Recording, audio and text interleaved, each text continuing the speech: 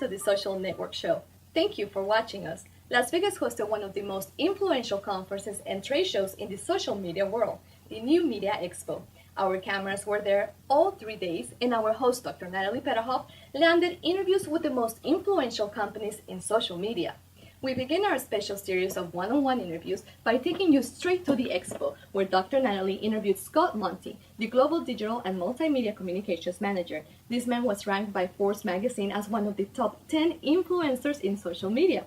Among other things, he discusses Forbes' commitment to making products that fit into consumers' lives by using a blogger program.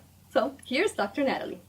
Hey, it's Dr. Nat, and I have with me the one, the only, the Scott Monty. He and I, our paths keep crossing, so we thought, we're here. We thought we would have a little chat about the Ford Fusion. So, Scott, tell me what's new, what's happening. I know you're making a big announcement at CES. What's the secret? Well, the secret is we just keep building great cars like this. I mean, for us, it's all about the product, and it's about how the product fits into consumers' lives. And it's not about making what we want to make, it's about listening to what our customers tell us and what potential customers are talking about, because that helps to inform us as to what kind of vehicles we make. So for example, with a vehicle like this Ford Fusion, the Fusion's actually been out since 2006, but this is a complete reskinning of it. I mean, you'll see the design here, it's actually reminiscent of almost like a luxury vehicle. I saw that. And yet, it actually still competes with the Camry and the Accord. And it's getting better fuel economy than the Camry or the Accord, especially with the hybrid version.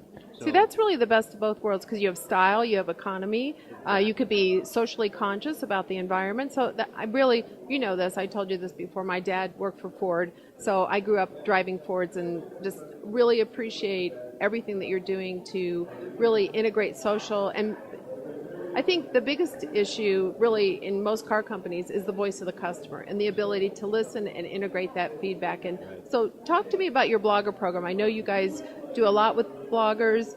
How do you work with them, and how do you take that feedback and make that part of your car process? Well, when we look at people that want to interact with Ford, we look at fans, advocates, and influencers, kind of as a pyramid level. The fans are probably the broadest spectrum, the people that maybe have a passing familiarity with your company, who maybe like it on Facebook, for example. And then we've got our advocates, people who are taking an extra step, perhaps to register at social.ford.com, where they can start building a bit of a relationship with us.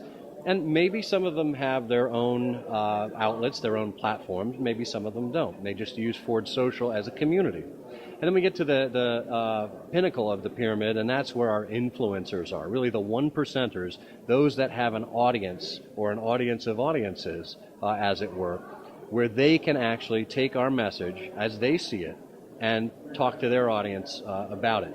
And it's up to us to give them interesting experiences, good content, and to be there and to listen to them on a regular basis and build that back into our feedback system so that we create great products or create great experiences that they can talk about.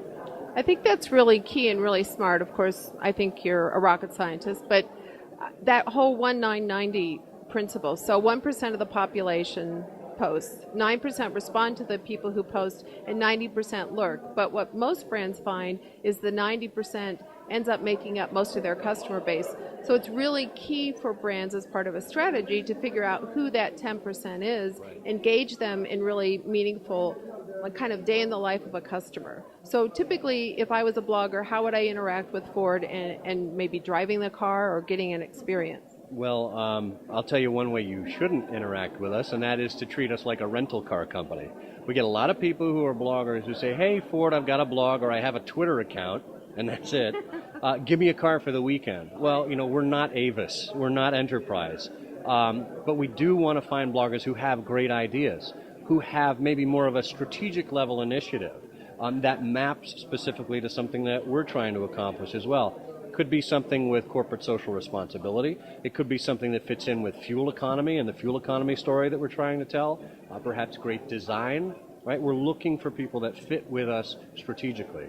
Secondly, we're actually in the midst of building an influencer relationship management system, which will allow us to kind of contain the number of influencers that we have, track their activities, activities that they're taking on their own and that we're asking them to do, and kind of ladder them up so we understand where the relationship exists. And quite frankly, if we bring people out to large programs like the North American International Auto Show that we're doing next week, 150 bloggers are coming in, and they don't create content out of what we're giving them, well, maybe they shouldn't be coming back. You know, they shouldn't just come to eat our food and drive our cars, right? It's not a free ride, so to speak. It's really about really contributing, right, to the experience, and it's a shared collaboration, shared responsibility. It absolutely is. I mean, even in the Fiesta movement, which we mentioned yesterday in the keynote, it's a symbiotic relationship.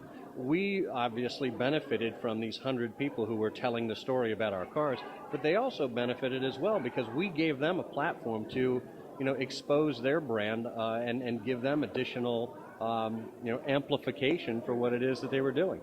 That's great. You know what? I want to take a look inside. I want to see this new car. Let's hop in. Thank you, Dr. Natalie. Well, that's all for now, but don't miss next week's show. Dr. Natalie sits down with Bruce Uppen, the managing editor of the prestigious Forbes magazine. He oversees the wealth and data platforms, including the Forbes 400, the world's billionaires, and the Global 2000 leading companies. Among other things, they discuss strategies to monetize social technology. Thank you for watching.